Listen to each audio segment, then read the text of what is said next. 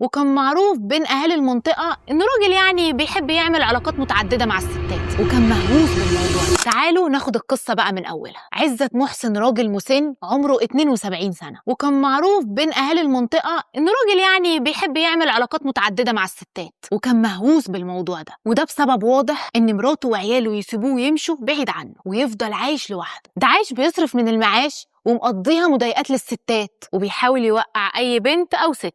وده كان سبب خلى أسرته ما تتكلمش معاه نهائي وكانت بعيدة عنه. وفي يوم مشؤوم بيظهر لعزت بنت متشردة اسمها نهى، ونركز في الاسم ده كويس. مين بقى نهى؟ بنت في أواخر العشرينات. الذل والقهر خلوها متشردة. البداية كانت بأهل سابوها ورموها في الشارع وهي طفلة، وبقى ملهاش أي مأوى ولا مكان. كان الشارع هو بيتها الواسع تنام وتاكل فيه. كانت عايشة كل يوم تتمنى فيه الموت من نظرة الناس ليها، وبرغم كل ده كانت بتحاول تعيش حياة أفضل من حياتها. وحلمها كان بسيط، أوضة ب4 حيطان تنام فيهم، وده حلم مفيش أبسط منه. نهى مشردة، مفيش لا بيت ولا أهل ولا حتى سكن تعيش فيه، وشغلتها كانت تلم كراتين وكنز من الشارع عشان تبيعهم تاكل وتشرب بيهم. وكانت نهى مستقرة في منطقة المرج بالقاهرة، وكانت بتفضل تمشي على رجليها بين المحلات، ودايما بتسأل على شقة أو أوضة سعرها حنين على قد ما قدرت.